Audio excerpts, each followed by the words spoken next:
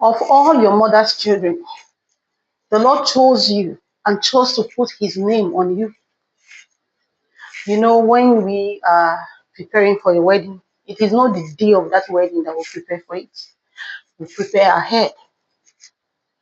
When you are preparing for a presentation, it is not the day of that presentation you prepare. You prepare ahead.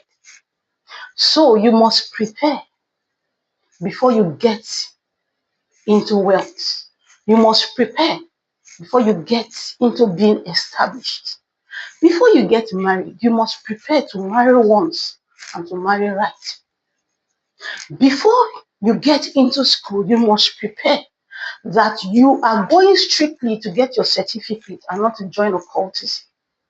If a man doesn't prepare for war in time of peace, when the war will come, he will be destabilized.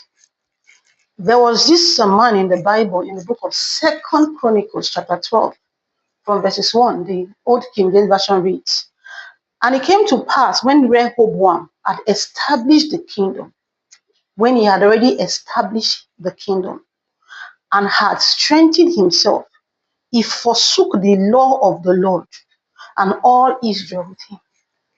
It was when he had established his kingdom and himself that he forsook the law of the Lord. Because of this, Second Chronicles 12, verses 14. "And he did evil because he prepared not his heart to seek the Lord." Prepare your heart while you don't have money yet, that when you become wealthy, you are not going to dump God. While you are still in that poverty state, start to write. When the Lord blesses me, I will not stop going to church. When the Lord blesses me, I will not be wicked to the poor. When the Lord blesses me, I will still worship God early in the morning and study his word. When the Lord blesses me, I'm not going to send my wife out of the house and get another wife. You prepare for it while you have not yet entered into that strength and establishment. Your church may have just 3 people or 5 people. Start to prepare yourself that when my congregation gets so large and I start to have branches up and down, I will not let greed take over me. I will not let sin take over my altar. I will not let my members be misbehaving and I'm still keeping them as leaders. You prepare when you are still not yet established or strengthened. When the devil wants to come after a man, the man thinks it's just only about him. No. The devil has seen treasures that you have, even labors of your hero's past that the Lord has saved up for you. It can even be your father that labored so much, both spiritually, physically, and he has stored up treasures for you. When the devil comes after you, because you did not prepare, that a time will come that your heart will want to be lifted, will want to be lifted up against God. If you don't prepare, when the enemy comes, it doesn't pity. You know what happened to this Rehoboam in verses 2? "And it came to pass that in the 5th year of King Rehoboam, Shishka, king of Egypt, came up against Jerusalem."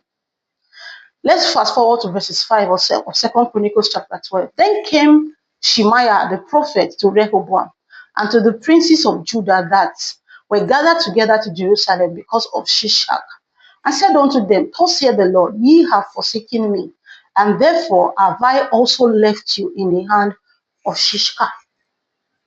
If you draw near to God, God will draw near to you. The reason you are afraid, the reason you don't even trust those that are guiding you, the reason that even the sound of pigeons in your roof is making you scared is because you are forsaking God. And if you forsake the Lord, I don't know, the Lord will forsake you. But let us see what Rehoboam did in verse 6. "Whereupon the princes of Israel and the king humbled themselves, and they said, The Lord is righteous." The Lord is calling you today that you should humble yourself. He knows you have forsaken him. He knows your heart has been lifted. He knows that when you finally got the husband, you stopped. You know, when you didn't have a husband, you became an usher in the church. You were going so early, you were so organized doing the work of God. Now the husband has come, you're not interested in church anymore. The Lord said you should humble yourself and come back to him. And you know one funny thing? Most times when a child of God has really broken the heart of God, Even when the child is coming back to God and the child comes back to God, the child actually forfeits some things. There are some things that child will lose.